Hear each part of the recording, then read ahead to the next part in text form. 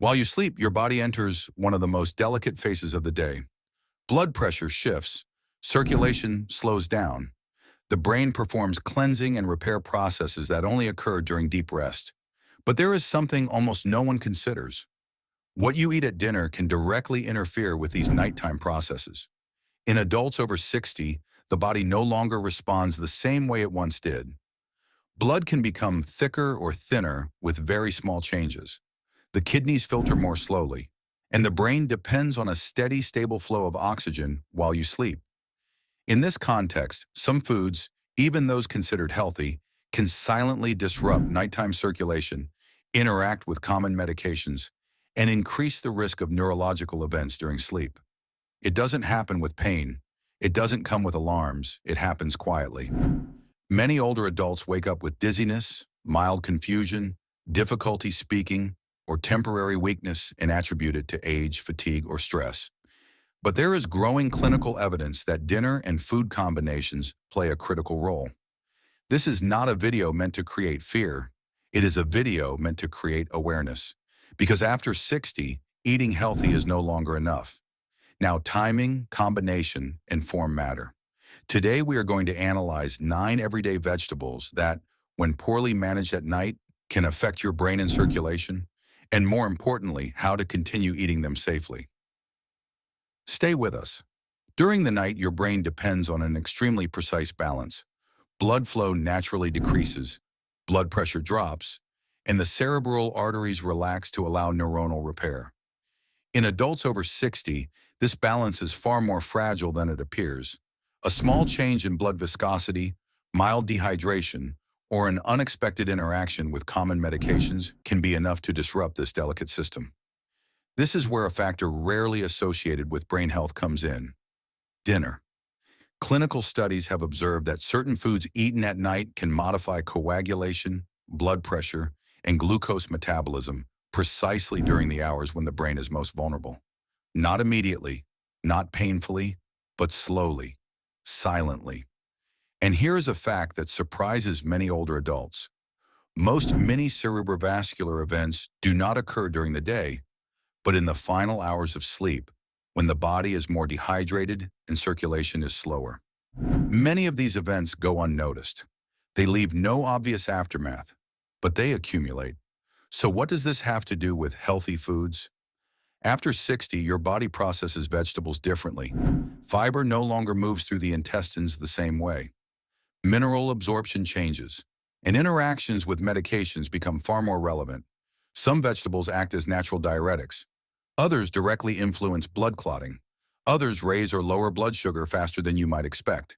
And some interfere with the absorption of calcium, magnesium, or vitamin D, minerals essential for brain function. The problem is not the vegetable. The problem is timing, quantity, and combination. And here is something almost no one tells you. Eating certain foods at noon is not the same as eating them at 8 p.m. when your body's already preparing for deep rest. In a few seconds, you'll see how a vegetable considered a superfood can behave very differently when eaten at night. After the age of 60, the body gradually loses its ability to regulate fluid balance during sleep.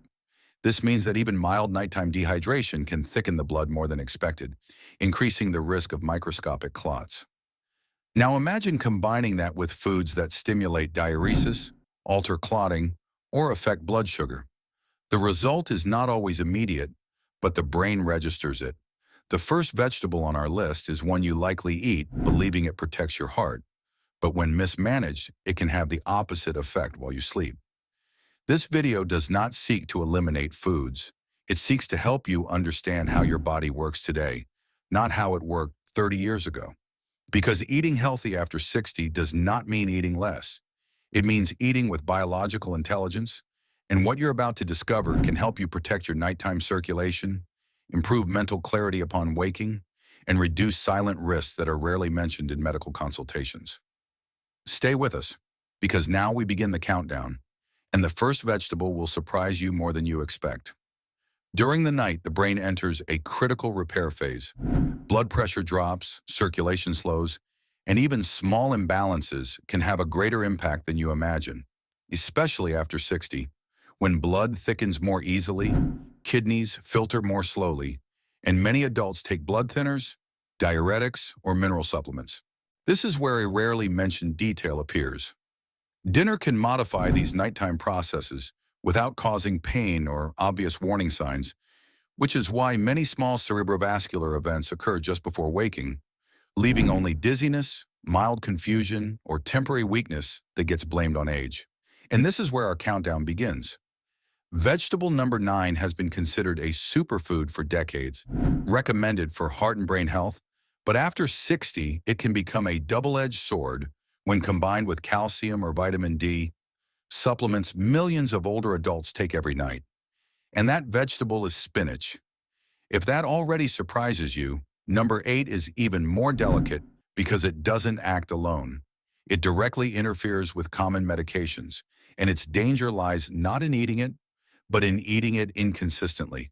Large amounts one day, none the next, quietly altering coagulation. And here we find broccoli.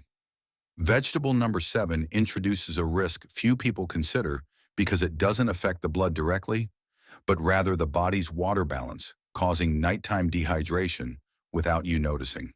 Something especially dangerous if you take blood pressure medication. And that seemingly harmless vegetable is romaine lettuce. From here on, a new silent actor appears.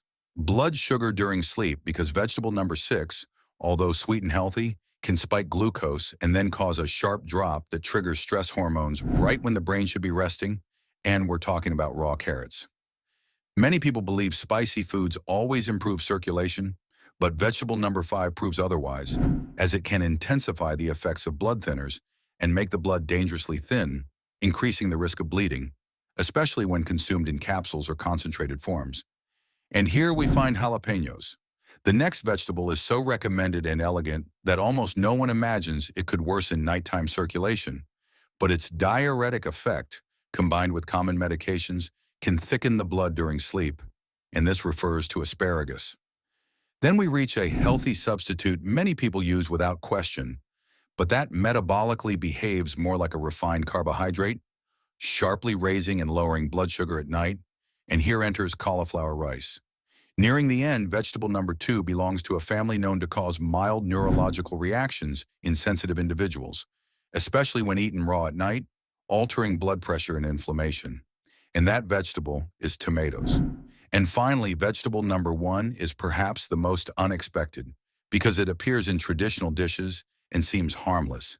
But when consumed in processed form at night, the body treats it like pure sugar, increasing inflammation and circulatory stress during sleep, and that vegetable is corn. Understanding all of this is not a reason for fear, but for strategy, because after 60, eating healthy no longer depends only on what you eat, but on when, how, and with what you combine it. And awareness of these details can make the difference between waking up with clarity or continuing to accumulate signals your body can no longer ignore. At this point, the central message becomes clear and reassuring.